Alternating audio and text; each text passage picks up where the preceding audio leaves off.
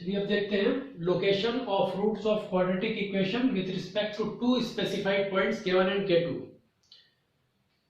इसको देखने से पहले मैं जो सिंगल पॉइंट के रिस्पेक्ट में आपको बताया था लोकेशन ऑफ रूट्स, उसको एक बार रिवाइज करवा देता हूं क्योंकि उसका यूज इसमें होगा। तो एक बार आपको रिवाइज करवा देता हूं। देखिए हमारे पास तीन पॉसिबिलिटीज थी सिंगल पॉइंट k को लोकेट करने की। या तो k पहले लोकेट होगा रूट्स अल्फा और बीटा के, जिसमें ये वाला कंडीशन भी कवर्ड है कि k यहाँ पर लोकेट होगा, ये अल्फा इक्वल टू बीटा वाले रूट्स के पहले। दूसरी कंडीशन मैंने बताई थी आपको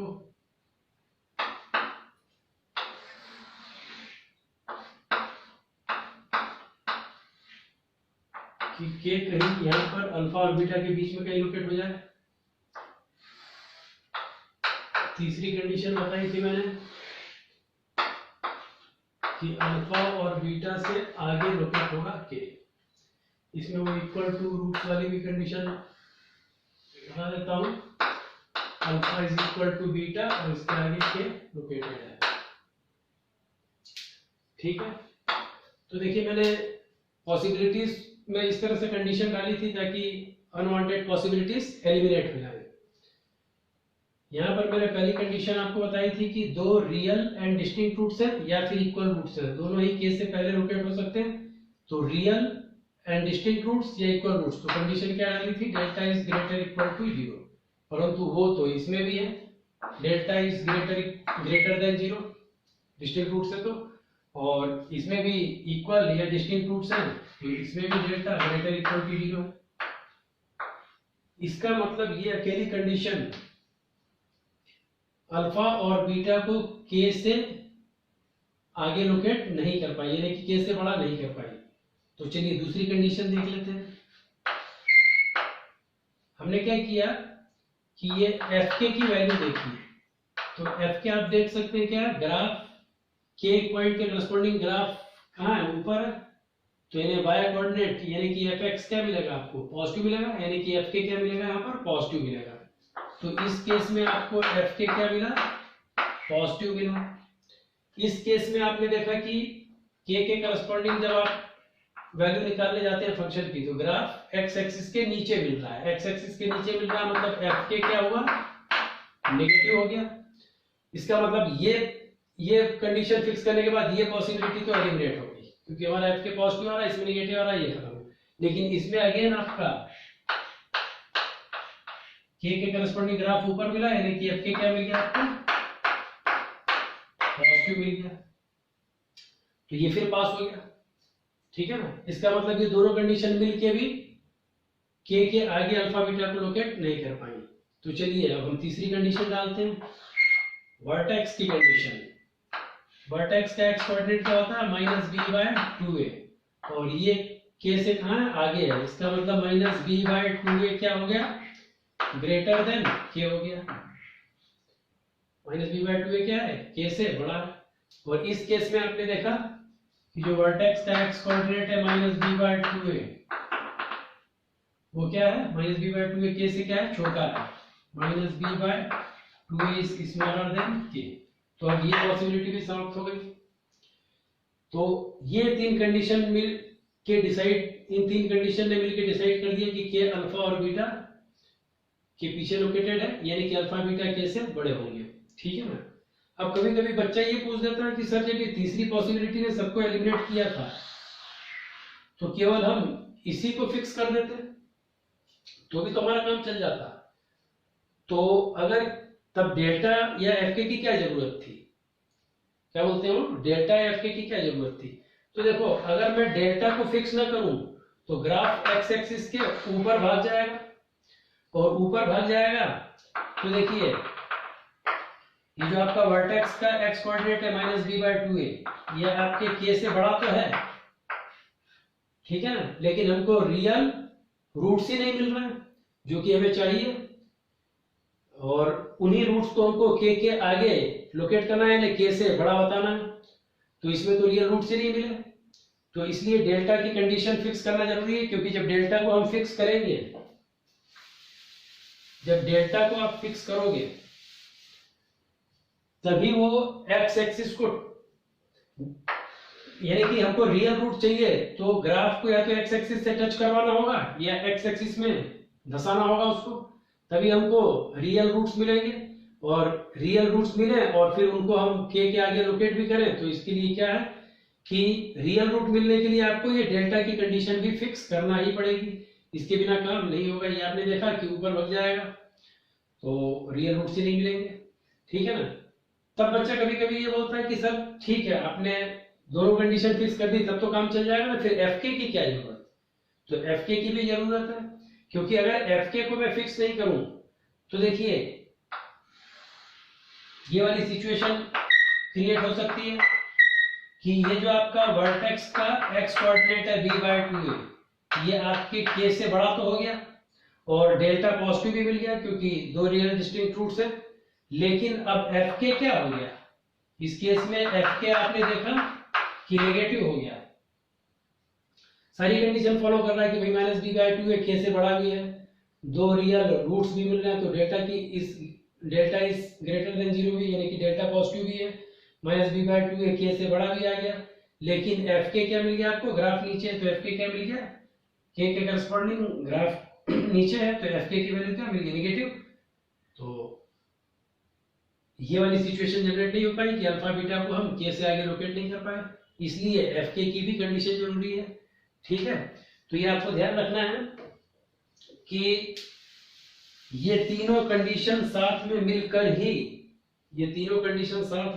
ही समस्त अवांछित संभावनाओं को एलिमिनेट कर देंगी, यानी समाप्त कर देंगी, और तभी ये पर्टिकुलर केस फिक्स हो पाएगा कि अल्फा बीटा के से बड़े बने रहें, ठीक है ना। Together these three conditions are sufficient and capable of eliminating all other unwanted possibilities and are sufficient and capable to fix this particular possibility, ठीक है ना। और उसी तरह से इसमें भी क्या होगा, इसमें बस -b/2 k से क्या हो जाएगा, छोटा हो जाएगा, तो ये तीनों मिलके इसको फिक्स कर देंगे। फिर कभी कभी स्टूडेंट ये पूछता है कि सर इस वाले को आपने केवल fk से फिक्स कर दिया, fk की पॉसिबिलिटी से, तो इसमें भी तो फिर ग्राफ ऊपर भग सकता है। अगर हम डेल्टा को फिक्स नहीं करेंगे तो ग्राफ ऊपर भग जाएगा। तो देखिए इसमें ग्राफ ऊपर भगेगा, अगर ग्राफ एक्स एक्सिस से ऊपर अगर भाग गया तो एफ के क्या मिलेगा आपको, ये एफ के आपको पॉजिटिव मिल जाएगा, ठीक है ना। तो इसलिए डेल्टा की कंडीशन फिक्स किए बिना ये ऊपर नहीं, डेल्टा की कंडीशन नहीं भी फिक्स करें तब भी ये ऊपर नहीं भाग सकता। क्यों नहीं भाग सकता, क्योंकि ऊपर भागने पर तो एफ के पॉजिटिव हो गया और हमारा एफ के निगेटिव है। तो एफ के को निगेटिव होने के लिए ग्राफ को एक्स एक्सिस में धसना ही पड़ेगा, ग्राफ को एक्स एक्सिस में बढ़ना ही पड़ेगा, धसना ही पड़ेगा, और तभी के इसके बीच कहीं भी लोकेटेड होगा तब हमको एफ के क्या मिलेगा, निगेटिव मिलता रहेगा। कहीं पर भी हो इसके बीच में एफ के क्या मिलेगा, निगेटिव मिलेगा। और जब ग्राफ एक्स एक्सिस में धस जाएगा तो हमें दो रूट्स ऑटोमेटिकली मिल जाएंगे, इसलिए डेल्टा की कंडीशन फिक्स करने की इसमें जरूरत नहीं पड़ती। ये अकेली कंडीशन सफिशिएंट है आपका के अल्फा और बीटा के बीच कहीं पर भी फिक्स करने के लिए, ठीक है। तो चलिए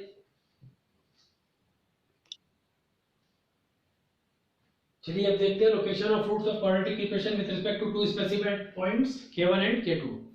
आपको एक बात हमेशा ध्यान रखनी है कि मैं अपना सारा काम जो कर रहा हूं वो किस चीज के लिए कर रहा हूं, कि यानी कि हमें जो करना है लीडिंग कोएफिशिएंट को पॉजिटिव बना लेना है, तभी हम केवल अपवर्ड फेसिंग पैराबोला को कंसीडर करते हुए हम हमारी सारी कंडीशन निकाल लेंगे, ठीक है ना।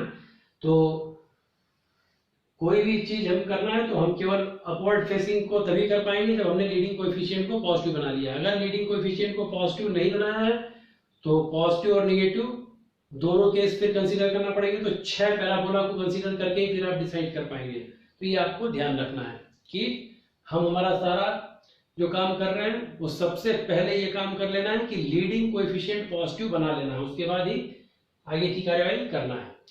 अब देखिए दो पॉइंट के रिस्पेक्ट में हमको लोकेट करना है K1 K2 अल्फा बीटा को, यानी रूट्स को हमको K1 K2 दो पॉइंट्स के रिस्पेक्ट में लोकेट करना है। तो हम पहले पॉसिबिलिटीज देख लेते हैं क्या क्या हो सकती है। तो देखिए एक तो ये पॉसिबिलिटी हो सकती है कि दोनों रूट्स ये K1 और K2 के आगे लोकेटेड हो, ठीक है ना। लेकिन ये कोई नई पॉसिबिलिटी नहीं है, क्योंकि अगर मैं K2 के आगे अल्फा बीटा को लोकेट कर दूं तो K1 के आगे तो ऑटोमेटिकली लोकेट हो जाएगा। अरे भाई 2 और 3, वो अगर एग्जामिनर कहता है कि 2 और 3 के आगे लोकेट कीजिए अल्फा बीटा को, तो मैं केवल 3 के आगे लोकेट कर दूं अल्फा बीटा को, तो 2 से आगे तो ऑटोमेटिकली लोकेट हो जाएगा ना। तो ये तो सिंगल के आगे के अल्फा और बीटा लोकेट करने वाला केस हुआ, यानी कि यही वाला केस हो गया जिसमें मैंने सबसे पहला केस लिया था कि हमने के आगे अल्फा और बीटा को लोकेट कर दिया था। तो ये एक ही पॉइंट K2 के आगे तो अल्फा बीटा लोकेट किया आपने, तो ये तो यही केस हो गया, यानी कि ये कोई नई पॉसिबिलिटी नहीं हुई, ठीक है।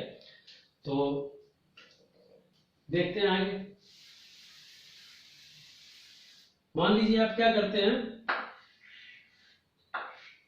दोनों K1 K2 को यहां पर लोकेट कर देते हैं, K1 और K2 को।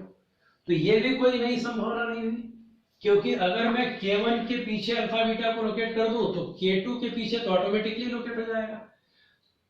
अरे भाई ये आपका 2 और 3 है मान लीजिए, तो मैं 2 के पीछे लोकेट कर दूं अल्फा बीटा को, तो 3 के पीछे तो ऑटोमेटिकली लोकेट हो गया।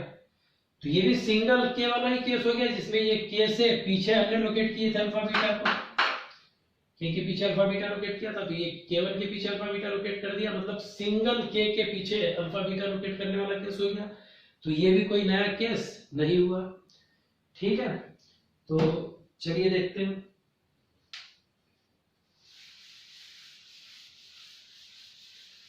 अभी क्या पॉसिबिलिटीज हैं।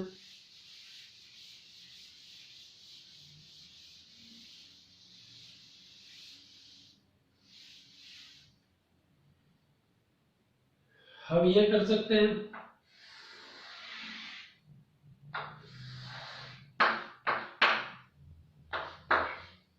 ये हमारे रूट्स अल्फा और बीटा है, K1 K2 को यहां पर लोकेट कर देंगे, यानी कि एक रूट K1 से छोटा है और दूसरा रूट K2 से बड़ा हो, ये नहीं पॉसिबिलिटी है। हम ऐसा कर सकते हैं, ये दोनों रूट्स अल्फा और बीटा K1 और K2 के बीच में लाया करें, ठीक है। फिर हम ऐसा कर सकते हैं कि एग्जैक्टली वन रूट, ये देखिए K1 और K2 के बीच में एग्जैक्टली वन रूट लाया करें, ठीक है ना। तो ये केवल अल्फा लाया कर रहा है इसके बीच में केवल एक रूट, या अगर मैं यहाँ K1 कर दूं और यहाँ K2 कर दूं तो केवल एग्जैक्टली वन रूट बीटा इसके बीच में लोकेटेड है, ठीक है ना। तो ये तीन नई पॉसिबिलिटीज है, तो इन तीन केस को हमको कंसीडर करना है।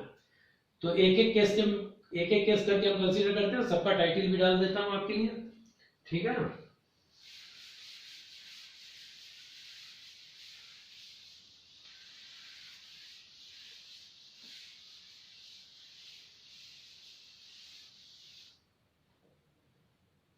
इस वाले को हम क्या कहेंगे, ये आपका केस वन है, क्या कहोगे आप, if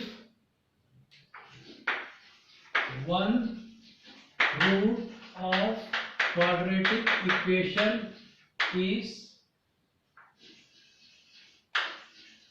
less than K1 and other root is greater than K2 where K1 is smaller than K2,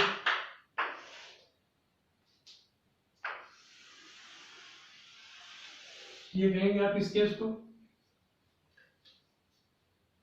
ठीक है ना। या K1 K2 lies between alpha and beta, ऐसा भी कह सकते हैं।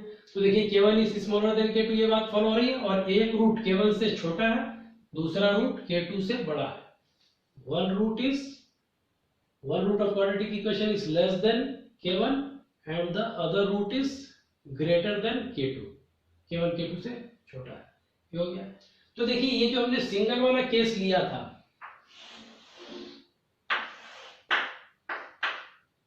ये अल्फा बीटा के बीच में K था, और आपने लीडिंग कोएफिशिएंट पॉजिटिव बना लिया था, तो केवल एक ही केस कंसीडर, अपवर्ड फेसिंग ही कंसीडर करते थे. तो इसमें f के आपको क्या मिला था? f के आपको नेगेटिव मिला था, और डेल्टा की कंडीशन और -b/2 की कंडीशन की रिक्वायरमेंट नहीं थी. इसमें ये अकेला ही इसको फिक्स करने के लिए सफिशिएंट था. तो बस इसमें दो है अल्फा और बीटा के बीच में, तो दोनों पर लगा दीजिए. ये देखिए दोनों K1 K2 के लिए ग्राफ नीचे मिल रहा है. तो आपकी एक कंडीशन हो गई f K1 इज नेगेटिव, और दूसरी कंडीशन हो गई f K2 इज नेगेटिव. बस ये दो कंडीशन फिक्स कर दीजिए और आपका ये सिचुएशन फिक्स हो जाएगी कि अल्फा और बीटा के बीच में K1 K2 लाया करेंगे. ठीक है ना. अब कभी कभी स्टूडेंट्स क्या करते हैं कि वो कहते हैं कि इन दो की भी क्या जरूरत, हम दोनों को मल्टीप्लाई करके सिंगल कंडीशन में बदल लें, तब कोई हर्ज है क्या सर? तो देखिए उससे क्या दिक्कत होगी वो समझते हैं. अगर कोई कहता है कि इन दोनों को मल्टीप्लाई करें तो नेगेटिव इंटू नेगेटिव पॉजिटिव आ जाएगा, तो वो ऐसा कहता है कि f K1 into f K2 कर लें अगर सर, तो वो पॉजिटिव आ जाएगा. दो नेगेटिव का प्रोडक्ट क्या हो जाएगा? नेगेटिव इंटू नेगेटिव पॉजिटिव हो जाएगा.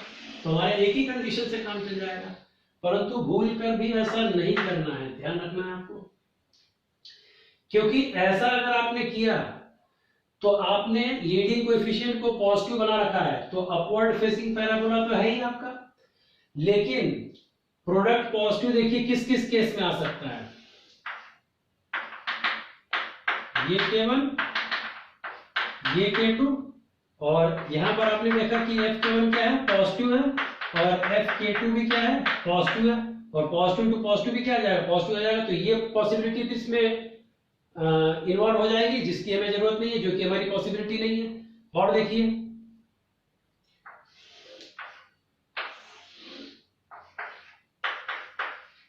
ये देखिए K1 अगर यहाँ होता और K2 यहाँ पर होता, तब भी f K1 और f K2 क्या होता? पॉजिटिव होते.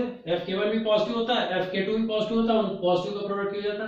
तो ये पॉसिबिलिटी भी इन्वॉल्व हो जाती, जो कि हमारे काम की पॉसिबिलिटी नहीं है, क्योंकि हमारी पॉसिबिलिटी में K1 और K2 तो अल्फा बीटा के अंदर चाहिए. अगर ये K1 K2 यहां पर हो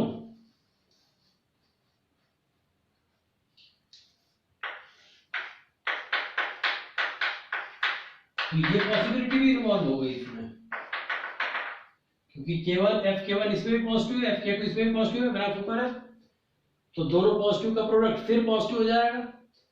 तो इसका मतलब ये दो तीन पॉसिबिलिटी और इन्वॉल्व हो जाएंगी, जो कि हमारे काम की नहीं है. तो इसलिए ध्यान रखना है कि प्रोडक्ट को पॉजिटिव, नेगेटिव टू नेगेटिव से पॉजिटिव होगा ऐसा करके कभी भी नहीं लगाना है. दोनों को अलग अलग ही लगाना है, साथ में मल्टीप्लाई करके ये कंडीशन नहीं यूज करना है. ये हमेशा आपको ध्यान रखना है. ठीक है, अलग अलग ही लगाएंगे. अब कोई अगर ये कहता है कि सर हम मान लीजिए लीडिंग कोएफिशिएंट को बिना डिस्टर्ब किए करना चाहते हैं, अगर आप पॉजिटिव अगर नहीं बनाते तब के लिए देखिए मैंने आपको बता ही रखा है कि बस आपको a मल्टीप्लाई कर देना है, बस दोनों पॉसिबिलिटीज पर, और कुछ नहीं करना है. तो इसमें भी मैं दिखा देता हूं कैसे हो रहा है आपका. देखिए जब आपने लीडिंग कोएफिशिएंट पॉजिटिव नहीं बनाया तो a अगर पॉजिटिव हुआ तो ये अपवर्ड फेसिंग पैराबोला हो जाएगा, और अगर a नेगेटिव हुआ तो आपका डाउनवर्ड फेसिंग पैराबोला होगा. ठीक है ना. अब देखिए यहां पर अगर आप देखते हैं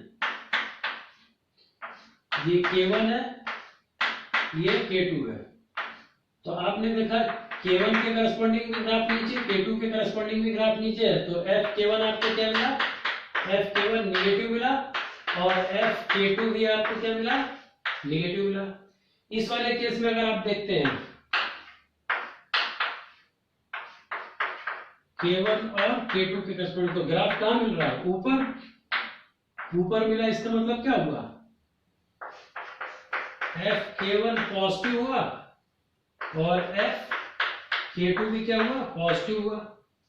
तो इसमें निगेटिव मिल रहा है, इसमें पॉजिटिव, तो ये बहुत सारी कंडीशंस डेवलप होंगी। लेकिन अगर हम ऐसा करें कि देखिए ए पॉजिटिव है और Fk1 निगेटिव है, तो पॉजिटिव इंटू निगेटिव क्या होगा, निगेटिव हो जाएगा। फिर ए पॉजिटिव है, Fk2 निगेटिव है, तो ये पॉजिटिव इंटू निगेटिव क्या हो जाएगा, निगेटिव हो जाएगा। इसमें भी देखते हैं कि ए निगेटिव है और Fk1 क्या है, पॉजिटिव है, तो अगर मैं निगेटिव को मल्टीप्लाई कर दूं तो निगेटिव इंटू पॉजिटिव क्या हो जाएगा, ये भी निगेटिव हो जाएगा। फिर इसमें देखिए Fk2 पॉजिटिव है और ए निगेटिव है, तो ये ए निगेटिव इंटू पॉजिटिव मल्टीप्लाई कर दूं तो ये भी क्या हो जाएगा, निगेटिव हो जाएगा। अब देखिए दोनों कंडीशन क्या हो गई, आइडेंटिकल हो गई कि a इंटू Fk1 निगेटिव और a into Fk2 negative.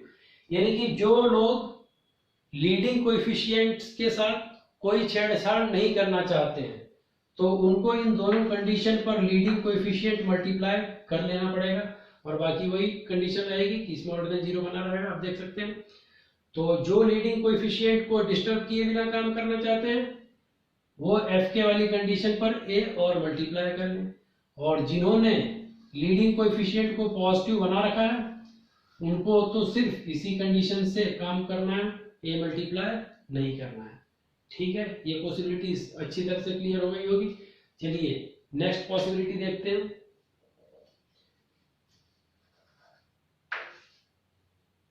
If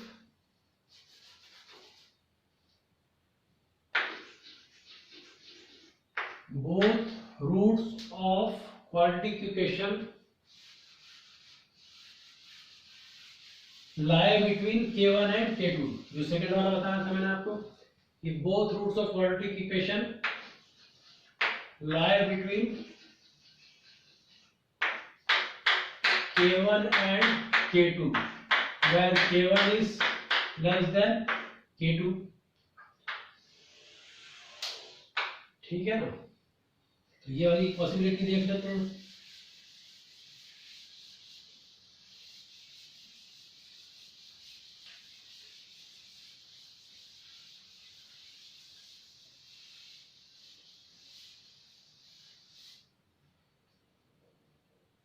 If both roots of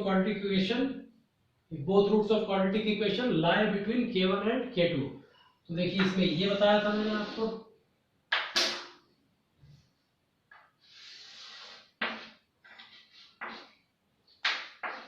ये आपके रूट्स अल्फा एंड बीटा और ये दोनों रूट्स k1 और k2 के बीच में लाई कर रहे हैं।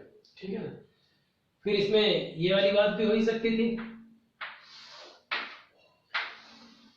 कि आपके दोनों रूट्स रियल एंड इक्वल हो और फिर ये k1 और k2 के बीच में ये भी तो लाई कर सकते हैं ना, ये भी लाई। तो ये दोनों पॉसिबिलिटीज थी।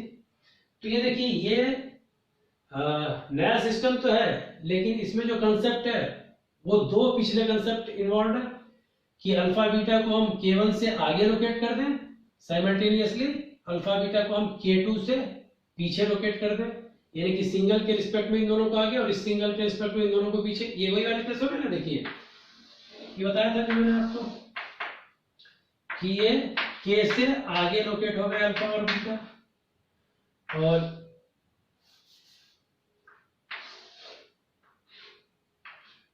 इस वाले केस में आपका k से पीछे लोकेट हो गए थे अल्फा और बीटा, और बाकी इक्वल टू रूट्स वाले लिए ही थे आपने, कोई दिक्कत नहीं है। देखिए बता देता हूँ, अल्फा इक्वल टू बीटा भी तो k से आगे लोकेट हो सकते थे। यहाँ पर alpha equal to beta k से पीछे लोकेट, मतलब ये दोनों और ये दोनों। तो बात समझ में आ गई आपको, ये पीछे वाला केस और ये आगे वाला केस कवर हो जाएगा। ठीक है, तो देखिए हमने पहली कंडीशन क्या डाली थी इस वाले केस में कि delta greater than equal to 0, real distinct के लिए ग्रेटर देन 0, इक्वल टू के लिए रियल एंड इक्वल रूट्स के लिए डेल्टा इक्वल टू 0, ये कंडीशन डाल दी थी हमने। दूसरी कंडीशन क्या डाली थी कि केस में क्या डाली थी, Fk पॉजिटिव था तो यहाँ पर Fk1 क्या मिला आपको, Fk1 पॉजिटिव मिला। ठीक है ना, उसी तरह से इस वाले केस में आपने लिया था तो Fk आगे वाले पोजीशन में भी क्या था, पॉजिटिव था, तो यहाँ पर हम Fk2 लें तो क्या मिलेगा, पॉजिटिव मिलेगा। तो तीसरी कंडीशन आपने डाल दी Fk2 इज पॉजिटिव। फिर माइनस वर्टेक्स का एक्स कोऑर्डिनेट जो था, ये वर्टेक्स का एक्स कोऑर्डिनेट जो था माइनस बी बाई टू है, वो क्या है K1 और K2 के बीच में लाई कर रहा है। इसमें क्या था, वो माइनस बी बाई टू है, K से बड़ा था, इसमें माइनस बी बाई टू है, K से छोटा था, तो इन दोनों को हमने मिला दिया यहाँ पर, माइनस बी बाई टू है, lies between K1 and K2। तो चौथी कंडीशन ये भी डाल दिया आपने कि माइनस बी बाई टू है, lies between K1 and K2। तो ये चारों कंडीशन मिल के इसको फिक्स कर देंगे कि यही पॉसिबिलिटी होगी और कोई पॉसिबिलिटी नहीं होगी। तो इन चार से आपको ये लगाने के बाद ये फिक्स हो जाएगा, बात ठीक है। अब इसमें आपको ध्यान रखना है कि फिर इन दोनों को मल्टीप्लाई करके आप सोचिए कि सिंगल कंडीशन बना लें और ये दोनों मिलके फिर वो तीन कंडीशन से काम हो जाएगा, इनको हम सिंगल कंबाइन कर देंगे तो एक कंडीशन हो जाएगी, तो खाली तीन कंडीशन रहेगी। तो फिर ऐसा नहीं करना है आपने, क्योंकि जैसे ही आप ऐसा करेंगे तो फिर गड़बड़ होगी। क्या गड़बड़ होगी देख लेते हैं। यानी कि अनवांटेड पॉसिबिलिटीज इन्वॉल्व हो जाएंगी। जो आपको चाहिए वो तो रहेगा, साथ में कुछ अनवांटेड चीजें भी आ जाएंगी जो कि हमें नहीं चाहिए, तो इसलिए उनको एलिमिनेट होना ही चाहिए, वो नहीं रहना चाहिए। तो इसको आपको ध्यान रखना है कि अलग अलग ही लगाना है। अब आप कहते हैं कि Fk1 पॉजिटिव Fk2 पॉजिटिव, तो इन दोनों को तो हम सर Fk1 इंटू Fk2 दो पॉजिटिव का प्रोडक्ट क्या होगा पॉजिटिव, ऐसा करके सिंगल में कन्वर्ट कर दे तो हमारी कंडीशन कम हो जाएगी, तीन कंडीशन हो जाएगी चार के बजाय। तो ऐसा नहीं करना है आपको, अलग अलग ही लगाना है। क्यों? क्योंकि अगर ऐसा किया तो देखिए ये पॉसिबिलिटीज इन्वॉल्व होगी जो कि हमारे काम की नहीं है। देखिए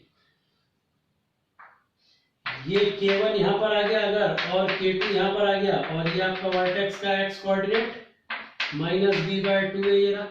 तो आप देख रहे हैं सब फॉलो हो रहा है, माइनस बी बाई टू है इस line between K1 to K2, ये भी फॉलो हो गया। दूसरा रूट्स रियल एंड डिस्टिंक्ट है, तो इसमें से डेल्टा ग्रेटर देन जीरो वाला यानी कि डेल्टा की पॉजिटिव वाली कंडीशन, डिस्क्रिमिनेंट की पॉजिटिव वाली कंडीशन भी पास हो गई, ठीक है ना। लेकिन यहाँ पर आपने क्या देखा कि Fk1 क्या है निगेटिव है, ग्राफ नीचे है ना, और Fk2 भी क्या है निगेटिव है। तो ये निगेटिव इंटू निगेटिव मिलके अगेन पॉजिटिव हो गया।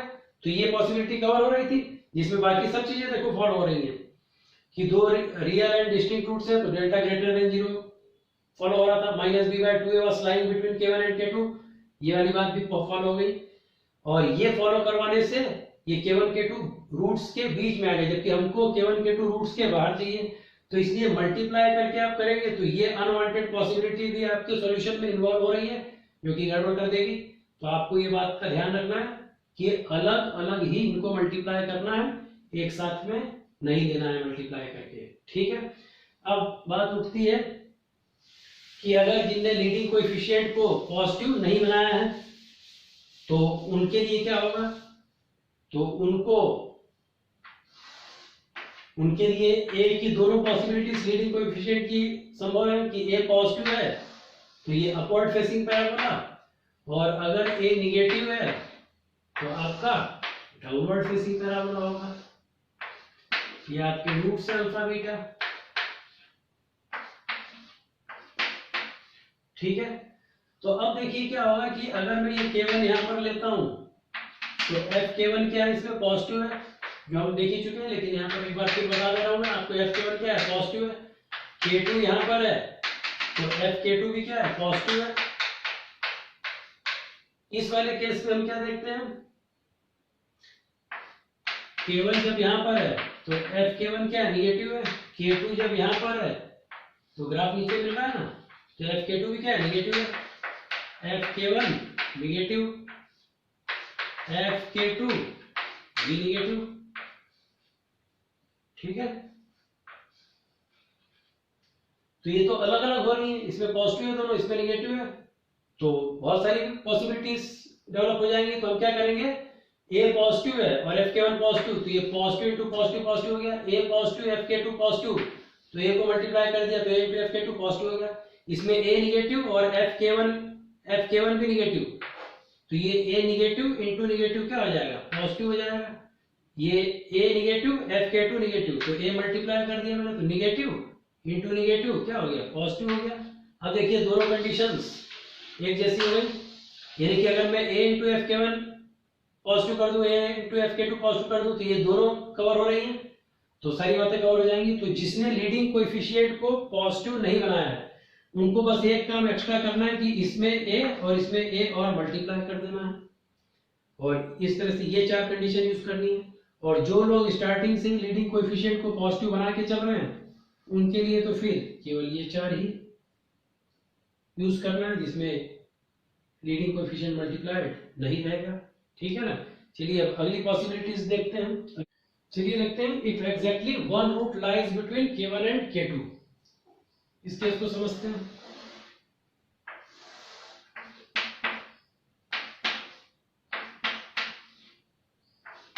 k1 यहां पर, k2 यहां पर, देखिए एग्जैक्टली वन रूट अल्फा आ गया k1 k2 के बीच में।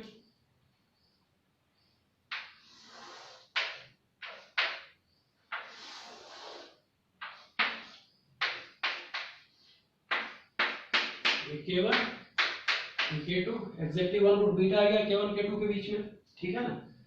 तो देखिए इसमें क्या कंडीशन लगाना है कि अगर मैं क्या करूं, ये fk1 क्या मिला मेरे को, fk1 ग्राफ ऊपर है ना, k1 के करस्पॉन्डिंग ग्राफ ऊपर है, तो fk1 क्या मिलेगा, पॉजिटिव, और ये k2 के करस्पॉन्डिंग नीचे है, तो fk2 क्या मिला आपको, नेगेटिव मिला।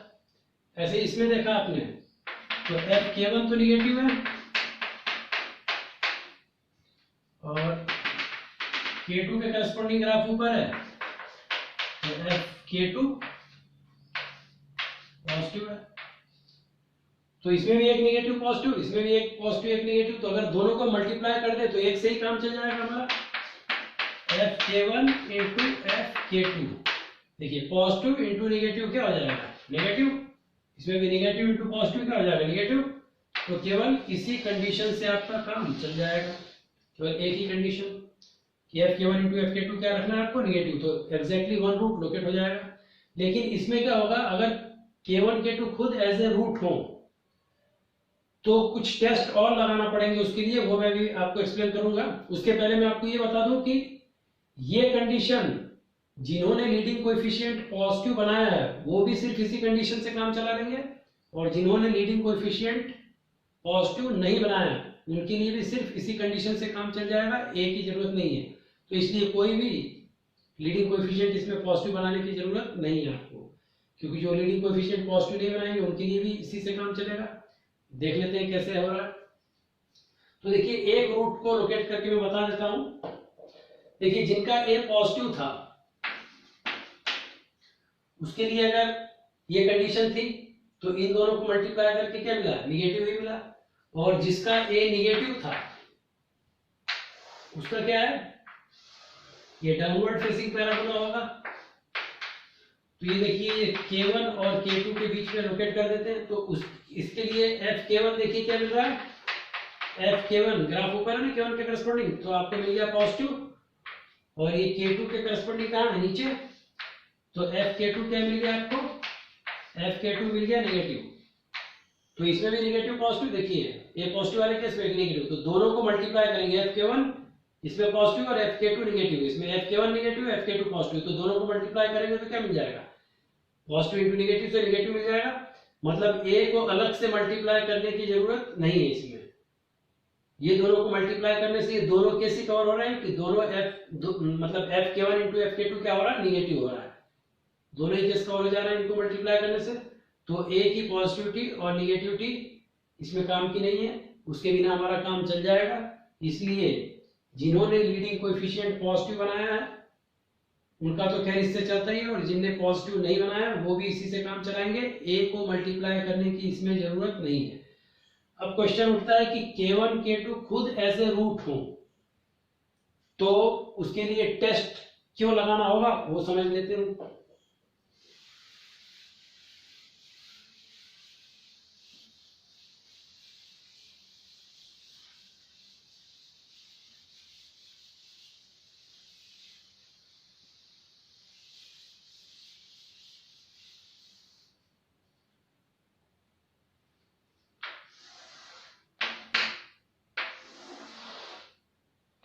ये अल्फा ये बीटा, मान लीजिए k1 खुद अल्फा होगा, यानी K1 एज ए रूट। देखिए एक चीज तो ये आपको पता ही है कि इसका मीनिंग क्या है कि एग्जैक्टली वन रूट लाए बिटवीन K1 एंड K2 का मतलब क्या है कि या तो alpha open interval K1 K2 में बिलोंग करता है या फिर beta open interval K1 K2 में लाया करता है। ठीक है ना। तो देखिए मान लीजिए K1 खुद एज ए रूट है और K2 की लोकेशन यहाँ पर है, तो आपको पता है कि ओपन इंटरवल में लाया करवाना है एग्जैक्टली वन रूट को। तो ओपन का मतलब क्या, K1 के जस्ट बाद से K2 के जस्ट पहले तक एक रूट होना चाहिए, परंतु ये अल्फा क्या हो गया, बाहर हो गया, और बीटा भी K1 K2 से क्या हो गया, बाहर हो गया। तो ये ऐसी सिचुएशन अगर जनरेट हुई तो वो काम की नहीं रह गई, क्योंकि हमारा एग्जैक्टली वन रूट लोकेट नहीं हो पाया। उसके बजाय क्या हो कि ये जो K2 है ये यहां पर चला जाता है। तो देखिए K1 के जस्ट बाद से K2 के जस्ट पहले तक तो अल्फा तो लोकेट नहीं हुआ, लेकिन beta exactly one root locate हो गया। इसी तरह से क्या हो, अगर बीटा खुद K1 हो, यानी K1 as a root beta हो, K1 खुद एक रूट बीटा हो, तो देखिए K1 के जस्ट बाद से K2 के जस्ट पहले तक देखा आपने, तो बीटा लोकेट नहीं हो पाया। ठीक है ना। इसी तरह से इधर कर दें हम, यहां K1 कर दूं और ये K2 एज ए खुद मौजूद है, तो K1 के जस्ट बाद से K2 के जस्ट पहले तक बीटा लोकेट नहीं हो पाया और अल्फा भी इसके बीच में लोकेट नहीं हुआ। उसके बजाय अगर इस K1 को पीछे फेंक दूं मैं यहां पर, तो देखिए K1 के जस्ट बाद से K2 के जस्ट पहले तक और बीटा तो लोकेट नहीं हुआ पर अल्फा लोकेट हो गया, तो एग्जैक्टली वन रूट इस केस में लोकेट हो गया। तो ऐसी पॉसिबिलिटी काम की हो गई जब ये वाला एज ए रूट मौजूद था। तो इस तरह से आपको टेस्ट लगाना पड़ेंगे कि ये खुद एज ए रूट है, तब एग्जैक्टली वन रूट उसके बीच में लोकेट हो रहा है कि नहीं है। अगर नहीं हो रहा है तो वो काम की नहीं है, पर जब हो रहा है तो वो वाली पॉसिबिलिटीज के करस्पॉन्डिंग जो वैल्यूज आ रही होंगी उसको भी आपको इन्वॉल्व करना होगा। ये पूरी तरह से आपको क्वेश्चन में और अच्छी तरह से क्लियर हो जाएगा। चलिए तो क्वेश्चन देखेंगे हम लोग।